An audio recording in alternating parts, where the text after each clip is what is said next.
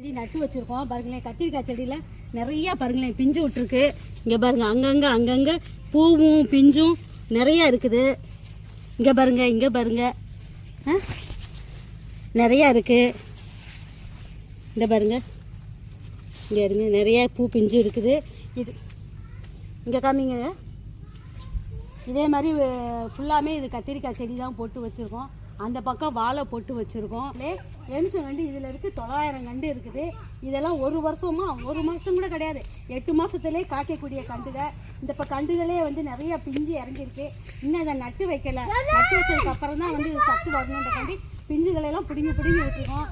இதையும் பண்ண போகிறோம். நேர்களே, நம்ம வீட்டில் நம்ம தோட்டத்தில் நம்ம இயற்கையான முறையில் நம்ம செடிகள் வளர்த்து அந்த காய்கறிகளை எடுத்து நம்ம சாப்பிட்றப்ப கிடைக்கிற மகிழ்ச்சி இருக்கே, அதுக்கு அளவே கிடையாது. இந்த செடிகளோடே வாழ்ந்தாலே நோய் நொடியே நமக்கு வராது நேர்களே. மனசு லேக்ஸாக இருக்கும் நேர்களே. நேர்களே, நீங்கள் சொல்லுவீங்க உங்களுக்கு இடம் இருக்கனால நீங்கள் அப்படி சொல்கிறீங்கன்னு.